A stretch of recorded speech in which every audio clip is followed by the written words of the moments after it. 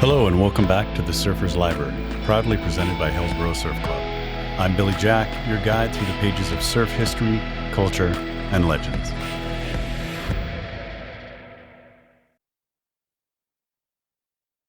Hello again. I am back from Hawaii and back with another episode of the Surfer's Library. Today we continue with more of Transcendental Memories of a Surf Rebel by Michael Lear Hinson and Donna Clausen-Jost. If you'd like to read the book for yourself, it's available on Amazon and endlessstreamspublishing.com. I got to tell you, there are so many great pictures in this book that tie in with all the stories that Michael shares that I highly suggest getting a copy for your own library. You won't regret it. Also, if you'd like to help support the podcast, you can do so by visiting buymeacoffee.com/thesurferslibrary to do so. I really appreciate it. Last episode, we read chapters 17 through 21. Mike was falling in love and sharing stories of his life as a haole kid and then later as a young hot shaper living with Pat Curran, Mike Diffenderfer, and Butch Van Artstalen in Mead Hall on Oahu. We pick up on chapter 22 at the Seaview Bar on the North Shore of Oahu. Mike is stirring up trouble, and Greg Knoll is pissed. Chapter 22. Kona Storms. Whenever a Kona storm hit the North Shore, the Seaview was jammed tight. If you weren't surfing, it was the only place to hang out after dark. Greg Knoll was having a ball that night. Greg was this huge guy who always walked around smiling. He knew full well that he was 6 foot tall, 230 pounds, and I'll tell you, the bull used it to his advantage. I usually never messed with him. Things were getting louder by the hour at the Seaview. Nothing was going to break up the noise. Absolutely nothing. Sitting behind Greg in the next booth over, I couldn't help myself as I turned around and whispered in his ear, "Brewer says your boards spin out." At first, Greg didn't do anything. He just sat there quietly drinking his beer, but you could tell he was starting to boil over. Brewer was sitting across the Seaview from Knoll, and when he got wind of what happened, there was no way he was sticking around to see what the bull was going to do. He was the last person to be talking shit about Greg's surfing ability anyway. First off, he was way too small. Greg could flatten him with one blow. Second, everybody knew Brewer couldn't take criticism. He once chopped off the back of a board because Jeff Hackman made some smart-ass remark about the tail. If you ask me, Brewer and Knoll are both just average surfers, good enough to get out and catch waves. What they did have was plenty of nerve. Greg probably more than most. I've seen both of them take some tremendous wipeouts, then turn around and paddle right back out. All of a sudden, Brewer ejected from his seat. No warning, just whoosh. He made a mad dash for the door. He didn't even look back to see if Greg was on his tail. He was just gone. Somehow, Greg didn't see Brewer split and spent the next few minutes trying to find him in the crowded bar. When he realized Brewer took off, Greg didn't skip a beat. He plowed his way through the crowd, elbowing people and spilling beer. Trust me, nobody wants to get run down by a bull. By the time Greg reached the screen door, Brewer had disappeared into thin air. Size-wise, he had the advantage. Us small guys are way too quick. The bull stood outside the Seaview breathing fire, but by that time, Brewer was already on his way to California. A Kona storm can really bring out the worst in surfers. The surfer's intellect is questionable anyway. Their brainwaves are soapy from too many wipeouts. I had Eddie Acow and a gang of North Shore dudes after me once just because I snagged a few waves from him. Forget about all the territorial crap. Fighting over who is the rightful owner of a wave is bullshit compared to dealing with the wrath of Mother Nature. Basically, a wave starts from a blown wind swell hundreds of miles away. It carries itself and breaks up into sets, as we surfers call them. From nothing in the afternoon, the ground swell comes marching in. Usually, a big swell will hit shore before the storm, and the intensity of the surf depends on the direction of the storm and how long it carries itself. Some linger outside the coastline, creating perfect surfing for days, sometimes weeks. Diff and I paddled across the channel to Sunset Point around 5:30 one morning. It was low tide and the misty sunrise was breaking clear. It had all the earmarkings of another absolutely perfect day with the anticipating swell. The first sets were 4 to 5 feet. The first waves of the day, 6 waves in a set, ranged 10 to 12 minutes apart. I was getting too far outside the point. The waves were lining up toward the channel, so I rode the 4th wave. I did a running kick-out and full prone paddle to grab the 5th, pump a few top turns, and do another prone paddle to catch the outside wave. I rode it all the way through the inside closeout bowl to the channel in deep water. The ride was so long I paddled for half an hour and watched one set after another getting bigger and bigger. The tide coming into Sunset Reefs was firing on all cylinders. I surfed about 2 hours until the set started to close out. It was high noon and time to check Waimea, which was taking the swell perfectly, 15 to 20 feet with the occasional 25-foot sets. High tide was about 3 o'clock. After a few hours of riding Waimea perfectly, Diff and I went home to eat, smoke, crap, and nap.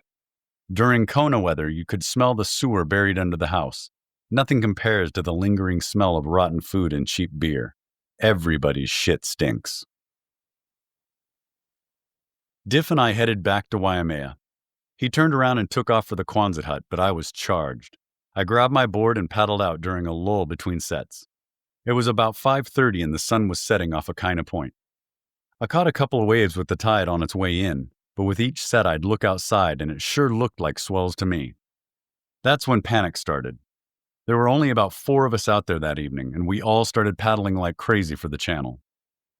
The casual high Diff and I smoked up, disappeared, and full-on fear set in as I thrust my triple-glass 30-pound rhino chaser through the lip of this 30-plus wall of water. I heard the thundering crashing of a wave as I opened my eyes in the offshore and saw a 50-story building of rolling whitewater 50 yards in front of me all the way across the bay. I was already outside the rocky point to the left. I didn't have a second to think about anything. I just stood up on my board about 25 yards until impact. All I heard over my screaming were submarine bells as I dove down as deep as my white ass could go. Luckily, I wasn't caught at the point. I was more in the channel. I survived the first beating and managed another 2 waves that steamrolled over me. They were so big nobody could paddle fast enough to catch them. I was exhausted, scared, and I lost my board. Fat chance of making it without a gun. The current dragged me further out. It wasn't anything I could swim against. There I was in the middle of this floating pile of debris the waves had sucked from the shore just outside the surf line. The few times I saw the beach, I could see the street lights. Toward Haleiwa, there was nothing but long lines of whitewater with spray screens against the orange and yellow glow of the sunset. Then for a second, I flashed on what was underneath the water. Didn't want to go there.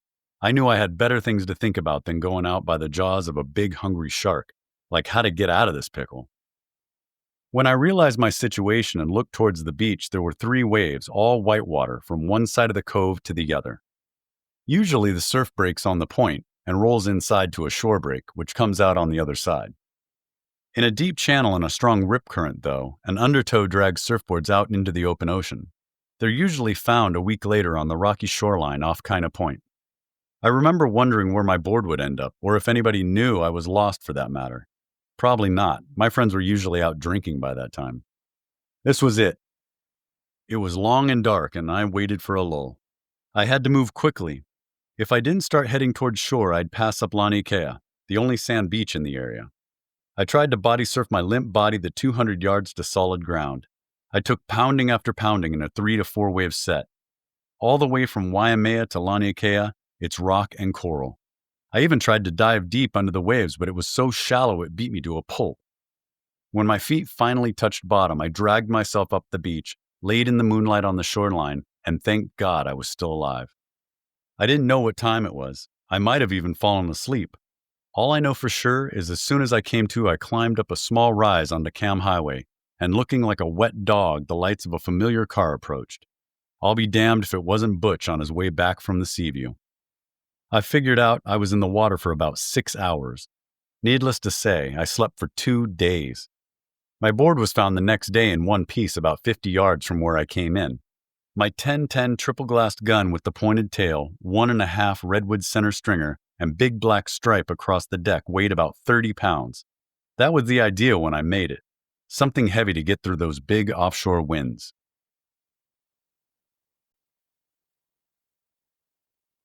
Chapter 23. False Alarm. I heard through the grapevine that Melinda didn't hook up with Joey in Aspen. She was dating some bartender at the chart house named Terry Stafford. Word was it was pretty serious, not exactly what I wanted to hear, but how could I stop her from seeing other guys? All I know is that talking to her once a week was the highlight of my life. I was so much in love and grateful for being able to reach her. Just to hear her voice filled my heart. It kept me in a constant dream of love and happiness. At the time, it seemed impossible, that illusion two people put themselves through during a courtship. Melinda and I hadn't spent enough time together to insinuate two people in love, though. We just met the summer before when I escorted her, Betty, and Christine up and down the coast. One day, Melinda called out of the blue to say she was flying to La Jolla to take care of family matters. Then she was heading back to Aspen. This was my big chance to go after her. I mean, what was I doing with my life? I was living with a bunch of guys on the North Shore, surfing, shaping, smoking, and sleeping. That's it. Sure, it was fun in the beginning. How could you not enjoy waking up on the beach in Hawaii? But truthfully, nothing came anywhere close to the feeling of fulfillment and excitement I got from talking to Melinda, even if it was just to say hello and goodbye. I didn't make nearly enough money to fly back and forth across the Pacific on a whim, but just the thought of seeing her drove me to sell my boards for a standby ticket on a red-eye. 2 days later, I uprooted from my cozy life in the islands and ended up back in Pacific Beach. Anybody who's been out on their own is never thrilled about moving back home. My parents felt pretty much the same. Mom used to say, "Michael, it's good to see you from time to time, but after 3 days, I'm ready to strangle you." The first day was great, long time no see. The second day, she'd remember things that she didn't like about me, and by the third, she was happy to have me out on my own. A few days after I got settled in, I got another call from Melinda. She'd taken care of her situation and wasn't coming to California after all. Talk about jumping the gun. How many times did it take to learn a lesson? I should have had the sense to stay in Hawaii. I was shattered, disappointed, cold, with no surfboard, and living with my folks. Chapter 24. Surfboard Evolution. The trend in 1965 was the signature model surfboard.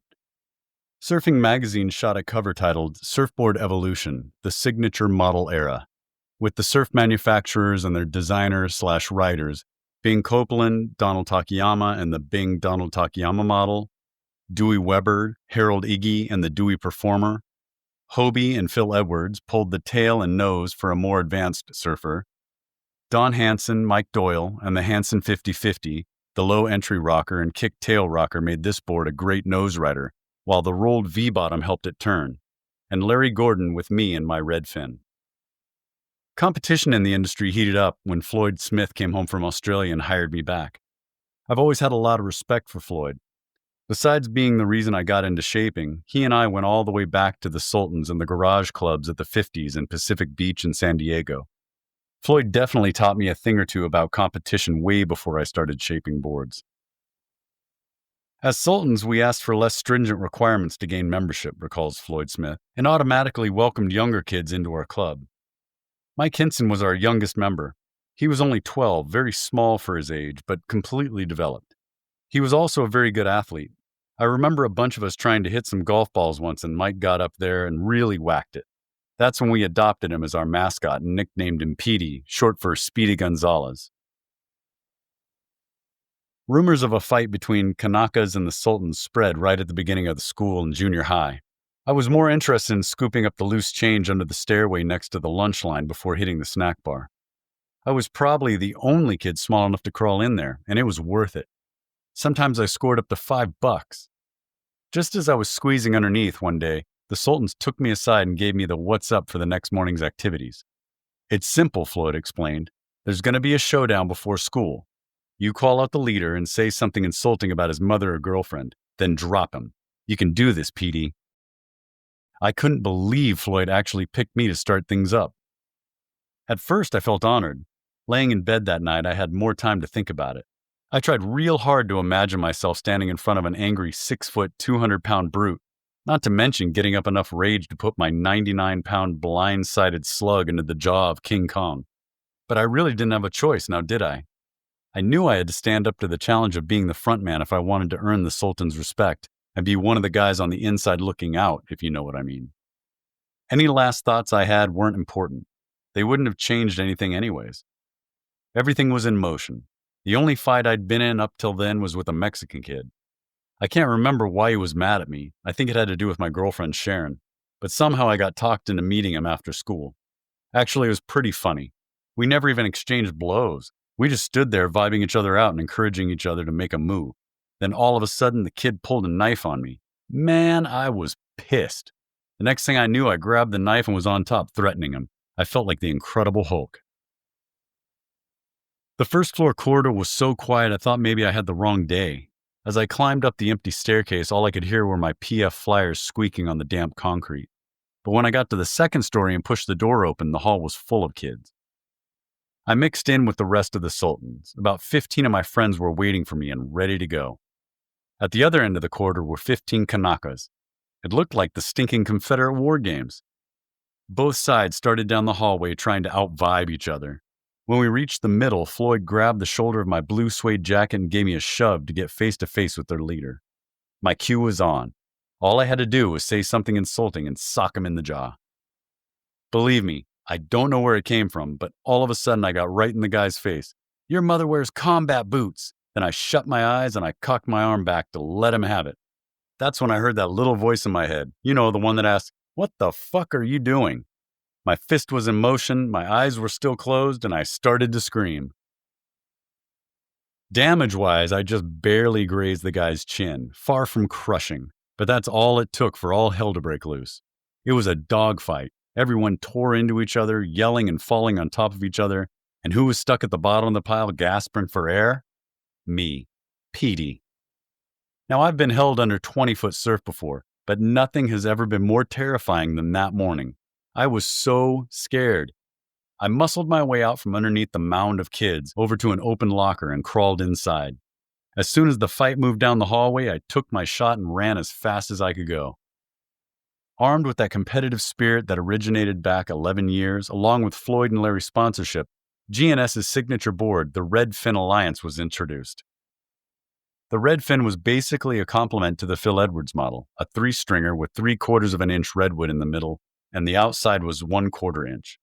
When I got my hands on his template, I tweaked it, reducing the width of the stringer just 1/4 inch down the center and increasing it to 1/2 inch on the sides made the Redfin model so much more versatile. I also worked the bottom contours, rails, rocker, and of course, the fin. I was already putting the board on the rail, a maneuver not done by too many manufacturers. As surfboard design evolved, I learned it was all about rail contour and fin placement. Mike was a great shaper designer, said Larry Gordon. I don't remember how he learned to shape, but he was an excellent craftsman. He was also a leader and a promoter. His Redfin model was a phenomenon in its day.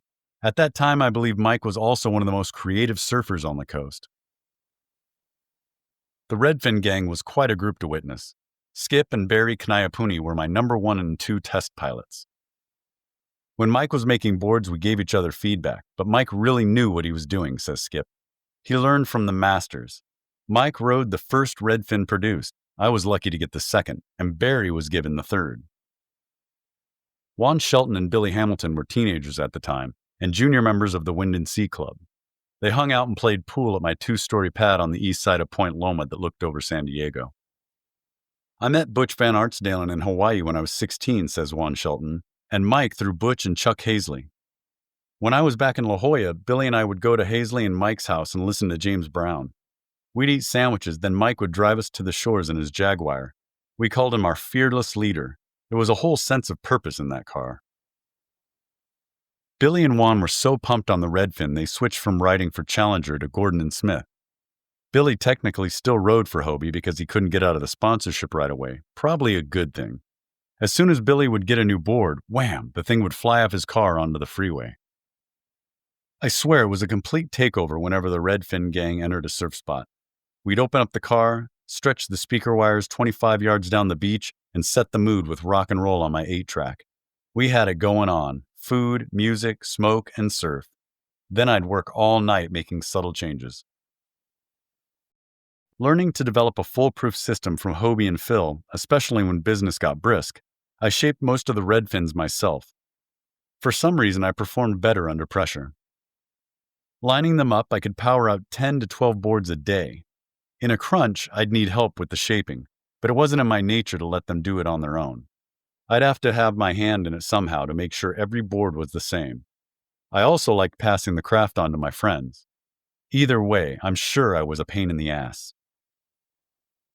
Skip and I told everyone about our new line. Before we knew it, Floyd and Larry couldn't keep it in stock. Eventually, half the Wind and Sea Club and all of the juniors owned Redfins, including David Rullo, John Close, Ron Saprizio, and Larry Strada.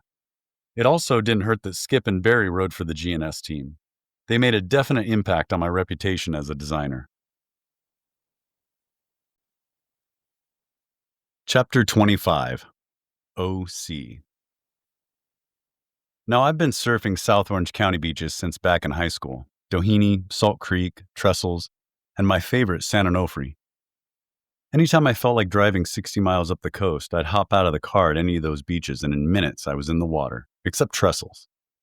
Just north of Sano, Trestles was owned by the U.S. government. In other words, trespassing was forbidden. Even with Uncle Lloyd's San Onofre Surf Club connection, there were still hassles at Trestles. The only semi-respectable entrance to Trestles was the military gate at Basilone Road. There were definite advantages to having my father's Navy card. It worked like a charm until it expired.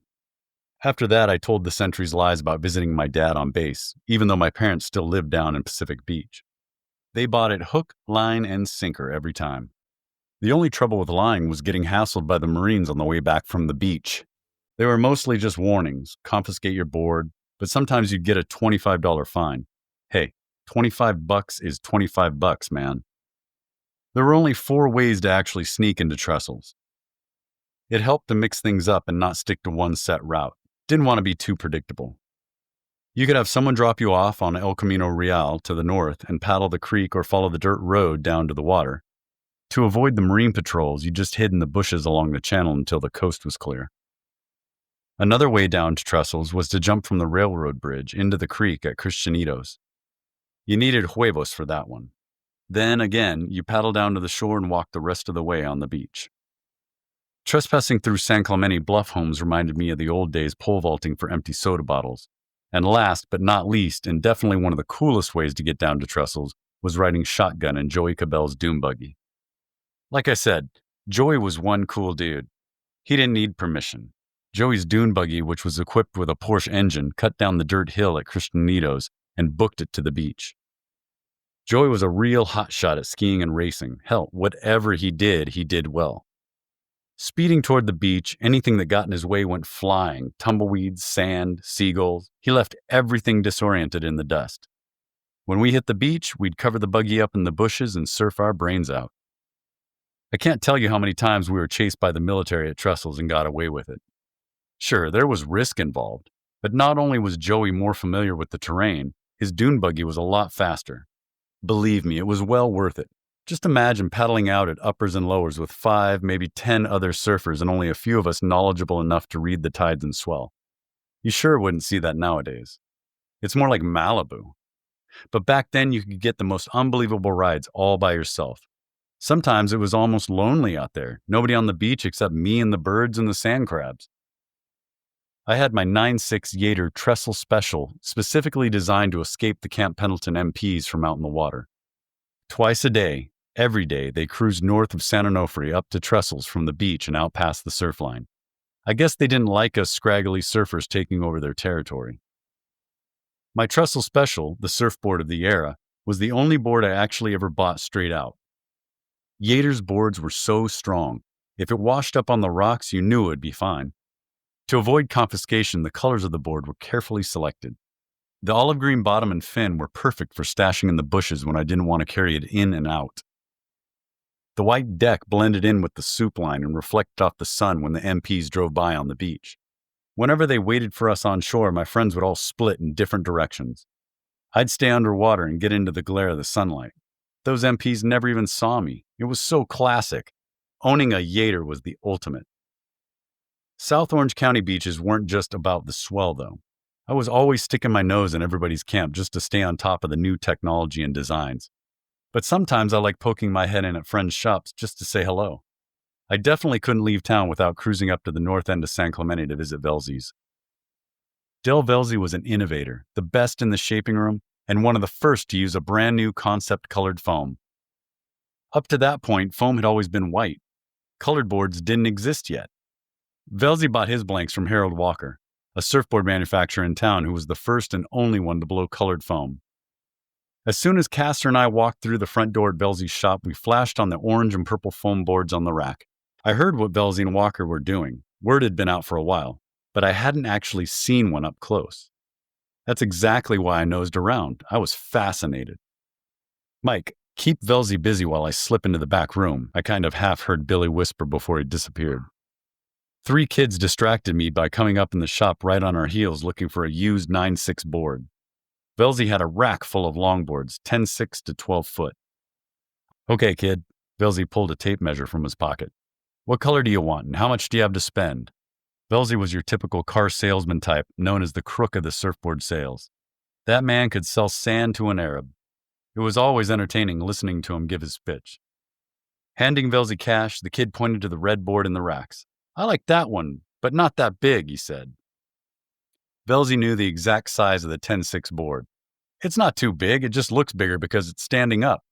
Velzy moved quickly to keep the kid from catching on. He pulled the board out of the racks, laid it down on the showroom floor, and took a puff of his cigar while he handed one end of the tape measure to the kid. "Let's measure this beauty." Velzy stood still with the tape measure and told the kid to walk to the other end of the board. Give him the feeling of control. Man, he was fast. Before the kid even had time to read the tape measure, Velzy did his magic and told him the board was 9.6, exactly the size he wanted. "You can go to 10 other surf shops, kid, and never find anything this close in a used board," Velzy added. "You have to get it custom made, and that would cost you." He soft-shoed the kid all the way to the register. Meanwhile, while I was being entertained, Billy was busy in the back room, which was basically empty. Velzy's shapers Chemo, Duke Brown, and Kemp Aberg were nowhere in sight. Even Mike Doyle, who ran balsa planks to Velzy's shop, was MIA.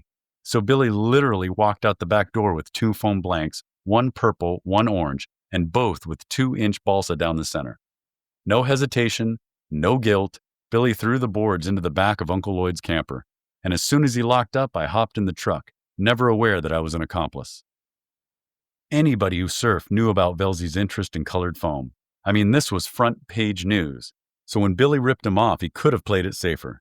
There were plenty of white foam boards laying around, but Castor had to steal 2 of his flashiest boards. On the way down south, Billy filled me in. "You moron, these are probably the only colored blanks in the entire world. What were you thinking?" I asked, afraid I'd be left holding the bag again. Billy just looked confused. I guess he hadn't thought that far ahead. A couple of days later, I was hanging out on the north side of Crystal Pier on the grass with one of Velzy's boards. I know, kind of an idiotic move, but I couldn't help myself. At least I glassed the boards with white pigment when we got home. Just then, Curran and Del Cannon walked up and scared the shit out of me. "Hey, Hinson," Curran said slyly, circling around, pretending to check out the waves. Then they split. They didn't say a word. They just took off. They knew. They couldn't prove it, but they knew. It was the Hobie heist all over again. Castor gets off scot-free, and I go to jail for something he instigated. It would have been smarter to surrender than to wait those 3 agonizing days for the cops to come and arrest me. But they never did. After a week of being spooked anytime the phone or doorbell rang, I stopped worrying. I felt so guilty I ditched the board the first chance I got. Chapter 26. Heading North. Being in harmony with the waves comes naturally to me.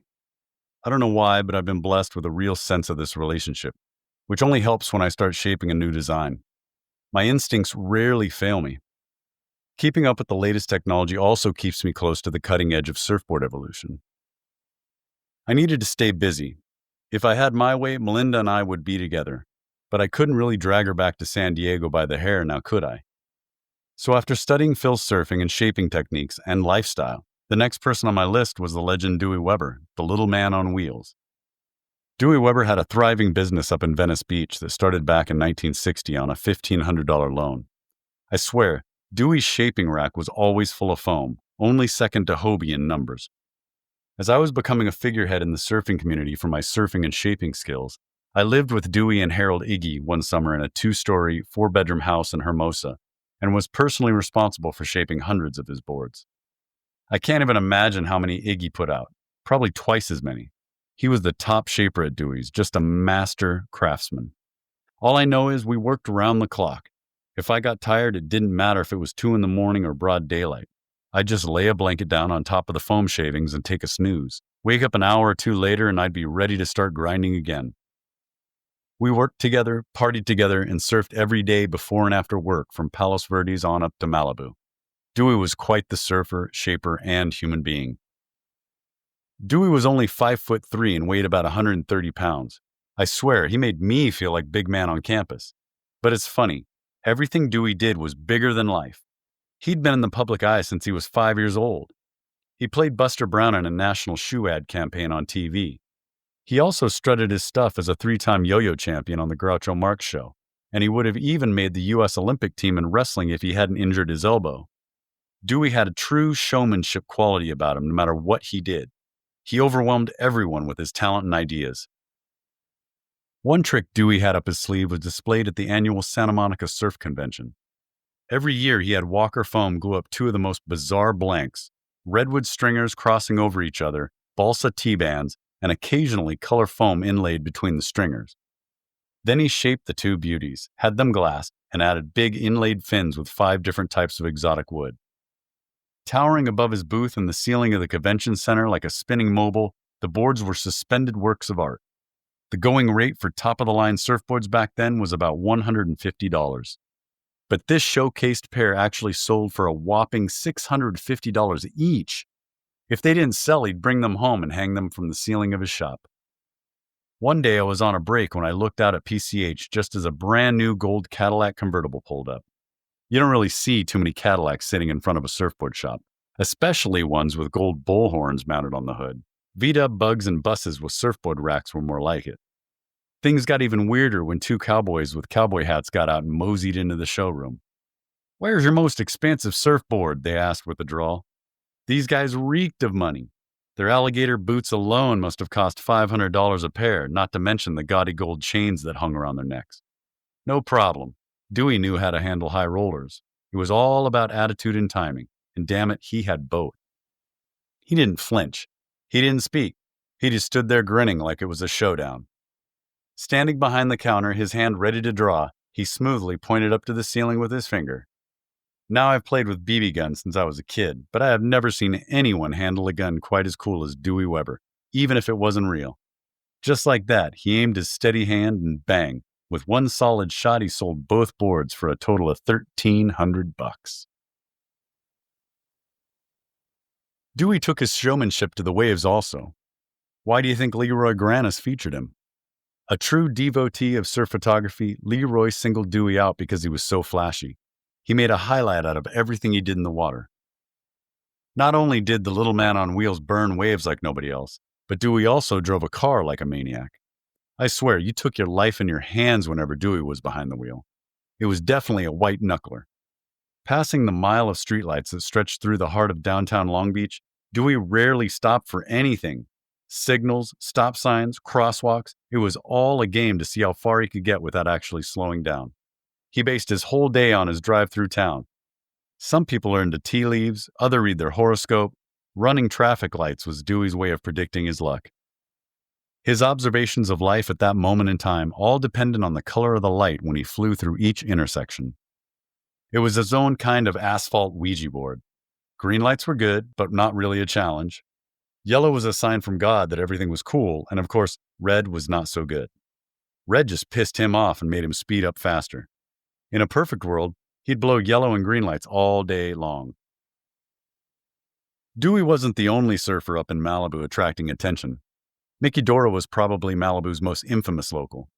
He earned the nickname Decat because he copied Matt Kivlin's style to a T, kind of slouched down with his knees together.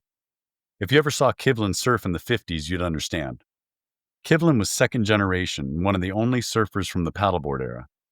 He put together a style and grace with basic maneuvers. It was like watching a bird flying through the air.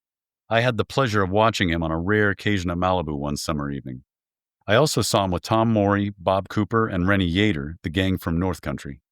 His approach to catching and riding waves was like an artist painting a mural in the sand. Even his paddling was something to behold. Mickey watched this amazing surfer for hours down at Malibu when there were maybe 5 to 10 guys out on a weekend. He eventually surfed like Kivlin in every way. On dry land, Mickey didn't mix in with anybody. He was extremely reclusive. Even though he hung out at Malibu, he'd stay to himself and keep people away with his wise-ass remarks. He was one sarcastic dude. Mickey was opinionated and bitter about life most of the time. He lived in a studio apartment that looked more like a cave and never had many friends. In the water, though, Dora ruled. The Malibu style, shoulder hopping, was a way of survival for Mickey. You can either do it right or do it bad. A lot of surfers thought he was way out of line, but he didn't do it to be a pain in the ass. If he and I caught the same wave, it didn't seem right to ride it out next to him. It would be years before I earned that privilege. I looked at it as a way to show my respect to a great surfer. Instead, I'd kick out and take off on Johnny Fane, the unofficial mascot of Malibu, a freckle-faced towhead who always had zinc oxide smeared across his lips, just a nerd before nerds were invented. Even though Fane was one of the four aces of Malibu, along with Mickey, Lance Carson, and Dewey, everyone took advantage of him.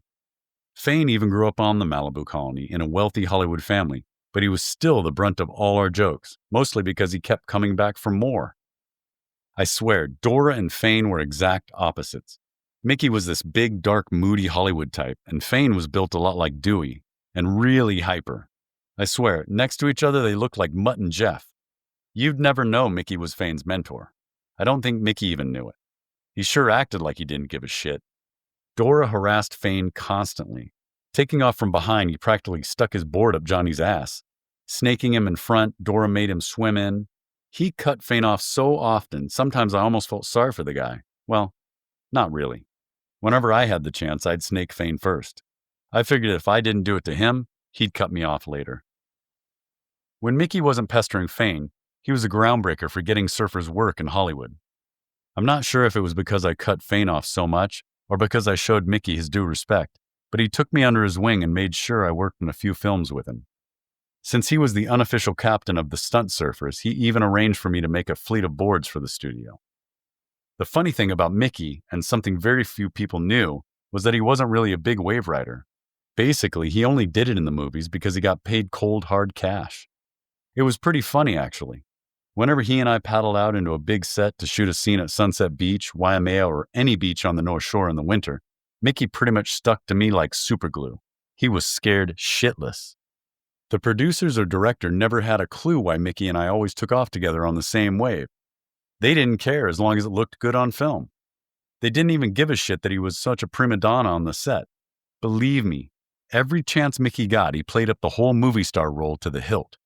Make a big deal in front of the director about getting a little nick in his foot, act like he almost killed himself and the producers would raise our fee just to stop Mickey's bitching. Man, it was the easiest money I ever made. $600 to intentionally wipe out at sunset. Not bad. Where do you want me to fall off? Mickey really gave them a run for their money. It was guys like Greg Knoll who ruined our whole trip in the movie business. Greg was a prominent surfer in the South Bay area. He was also a successful businessman. He did a great job of promoting Mickey's cap model and was always up on the trends. That was and is his expertise, not stunt work. Basically, every time Greg went out at sunset, he wiped out for free and he wasn't acting. When I didn't make the boards for movie shoots, Mickey was asked by the studio to supply them. After careful planning, it worked out quite a scam. Instead of buying new surfboards, Mickey bought used ones for $50 each. He'd turn around and sell them to the studio for $500. Then when the movie wrapped, he'd get the boards back from the prop department and sell them to a dealer down in South America for $1,500. Ingenious. I didn't realize it at the time, but I probably should have thanked Melinda for moving to Aspen. I still missed her, but if we'd hooked up back when I wanted to, I wouldn't have really been able to devote so much time to my career. I definitely wouldn't have met so many people in the industry. Moving further up the coastline in North Country, privately owned Hollister Ranch was basically guarded by and granted access only to Rincon surfers. What snobs! The Rincon group, who belonged to the exclusive Santa Barbara Surf Club, wasn't any more territorial than any other surfers, but in return for use of the ranch, they made a deal with the Hollister family to hire a guard at the south entrance and turn away all non-members. I don't know how they wrangled that one, but it sucked. Not everyone up at Rincon was an asshole. That was just the way surfing was in the old days, territorial. My friends and I have ruined surfboards, cars, anything belonging to anyone we didn't like surfing our beaches. I remember whenever Van Aertsdaling came down to Windansea, he would completely terrorize the inside reef. I swear, he would muscle people out in the lineup like he was shooting ducks in the water. If someone took off in front of him, he'd slip off his board because he could swim faster than he could paddle and flatten the guy's ass. He'd get them while they were still running up the hill, for gosh sakes. It didn't take much to piss him off. That's probably the main reason I didn't get along with a lot of the surfers in North Country. Being territorial is a good idea unless the tables are turned on you. The only Rincon surfer I ever really admired was Rennie Yater. Rennie is gracious, likable, and a very private person. He's the opposite of the average surfer. And even though he's very talented out in the water and was the manufacturer of the 60s, back then he stayed out of the spotlight and didn't cater to the beach party bingo crowd. I can honestly say that I respect Rennie just as much as Hobie, and that's saying a lot. Hollister, Bixby's Ranch, and Coho Bay all line up next to each other and are actually the leading points of the California coastline.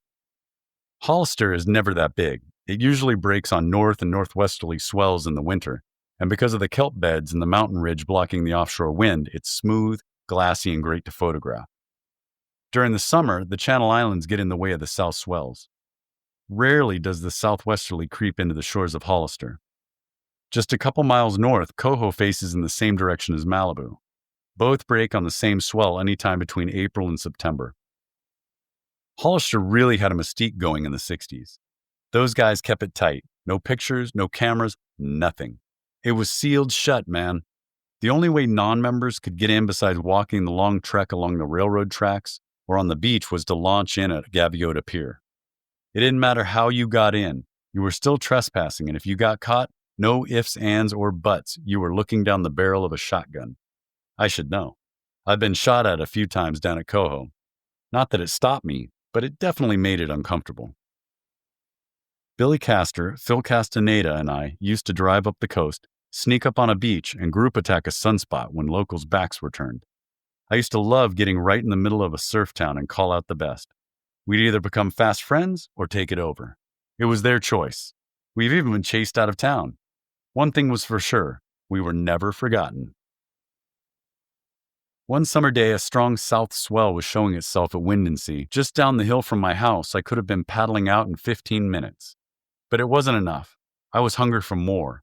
A point break at Malibu, or better yet, Coho. Between Skip, Billy Hamilton, Castor, and the Redfin crew, we'd gangbang Rincon every chance we got. So later that night, I started organizing a crew and planning an attack for the assault up north. Like I said, the Santa Barbara surfing community was mostly stuck-up brats. They thought their oily, tar-all-over-your-feet beach, thick, smelly kelp beds, bites from swarming flies, and endless glassy offshore waves were only for themselves and their honored guests. Their attitude drove me fucking nuts. Unfortunately, my shining personality and aggressive approach never influenced one of those son-of-a-bitches to welcome any of us for the day.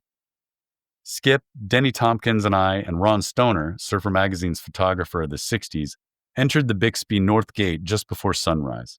I drove. Everyone else was sleeping. Just to keep them all on their toes, I revved the motor, went straight through the chains, and scared the shit out of my buddies. I took the first road toward the coast, then off onto a couple of dirt roads until we reached the cliffs surrounding Coho Bay. I drove on a trail that dipped just under a cliff and blocked the car from sight. We grabbed our boards, Stoner reached for his camera, and we crept up to the edge to check out the surf. It was 3 to 5 foot, slightly offshore, low tide coming in. Stoner hid in the bushes up on the cliff while Skip and Denny and I started down a canyon trail toward the sandy, swamp kelp beach. We hung out in a cave-like hiding place, hidden from view, and smoked a joint while we watched a few sets come through. The tide was coming in and only getting better. The closing sets on the point would hold up with the tide and be rideable into the cove later. At low tide, the waves wall up and close out from the point to the channel. Then as the tide comes in, the waves start breaking outside the point, and you can ride until the shore break closes out. We were on the south side of the cove, though, and we had to paddle across the channel to where the waves were breaking in 20-yard unmakeable sections walled up from the point. Stoner was waiting in the bushes, so we agreed it was worth going out, or at least getting wet, especially after driving 6 hours. We were about 200 yards from the point when we entered the water to cross the channel. 10 minutes in, we looked up at the cliffs and saw 2 cowboys with shotguns riding horseback. I immediately told Skip and Denny to lay down and paddle. When I saw the confused look on their faces, I realized I forgot to tell them that this sacred spot was private property. The cowboys were just moseying along. If they kept coming towards us, though, we were going to end up 3 sitting ducks. A couple minutes later, I didn't have to wonder anymore. They spotted us and tried to wave us in. No way. We ignored them, hoping they'd go away. Or should I say I ignored them. Skip and Denny were too scared to think about anything else. The rifle shots didn't help. Neither did the bullets splashing just outside. My friends looked real worried. I did my best to explain that it was just a scare tactic to get us to leave, but that didn't stop them from hiding underwater until the cowboys rode off. Drifting far outside, waiting until we felt safe enough to enter the lineup, the tide moved in. This made the waves much more rideable from the point. Coho, like all southern-facing breaks, is lined up, mostly a wall of breaking waves that close out with little time to even stand up. But the reefs and point breaks are perfect for long rides. The swell wrapped around the point and broke in 20-yard sections. Our only takeoff was staying close to the deep channel where the wave would back off and hold an edge to a shore break. Skip and Denny were riding the square-tail redfin model, around 9.6 in length. Because I had my 10.6 pointed tail gun I had made for Sunset, Waimea, and Makaha, I was able to paddle further out to the point, which actually allowed me to catch the wave earlier and get a longer ride. God forbid we lose our boards and have to face the cowboys on the beach. Lucky for us, there was a deep riptide channel along the shore where the wave backed off, making surfboards drift with the current. The 3 of us caught some beautiful waves that day with 4 and 5 wave sets. The average board couldn't rip Coho up. My gun was superior, though. We performed maneuvers that looked choreographed. One of us was always paddling out in a perfect view of the others. Too bad it wasn't being filmed. I'll admit, I was worried this trip could end up being the worst bummer ever. We looked for Ron, but the car was hidden. We worried that if the cowboys found him or the car, that would mean no pictures. Plus, we were so surf-conscious when we got there, we left the keys in the ignition along with our clothes and our wallets in the open car. A squirrel could have made off with everything. The thought of doom was the only thing happening. God, where were those cowboys? Did they shine us on, or were they waiting in the bushes to catch us in the act? And did they know about the busted gate? We paddled toward the beach and ran across the sand into the canyon, the shortest and fastest distance to the car. The party was over. When we came up on the car, there was Ron lying on the hood of the Pontiac, sunbathing, kicking back and having a good old time. He'd already shot a bunch of pictures from the bushes. It wasn't until the cowboys headed north that he buried his head in the brush and prayed. As soon as the coast was clear, this band of nomads went south to the lefts and rights about a mile into the ranch. We were on the very north end of Hollister and had to break another locked gate just to enter. We figured we were already in trouble. What else could they do to us? Kick us out? We got what we came for, good surf. Along the waterline throughout the ranch, there wasn't a soul around for miles. But to tell you the truth, there wasn't really anything worth stopping for. So we started thinking maybe Malibu, 6 to 8 feet, a perfect evening trip. That's probably why we didn't bump into any surfers at Hollister. Making our way through the ranch, the swell at lefts and rights seemed to be getting bigger every hour. When we pulled up and saw that it was surfable and nobody was there except a couple of boat surfers, Ron said, "Let's get shots of you guys. The forbidden fruit must be picked." We were outside in a flash and surfed our brains out. Ron shot more pictures, and at the end of the day, when we passed through the gate to leave, the guards waved us through like we owned the place. They weren't that far off. The Redfin crew did own it for one day. A month or so later, Surfer Magazine published the first photographs of the ranch with the spread of me doing a cutback. They exposed the place like it was strip searched.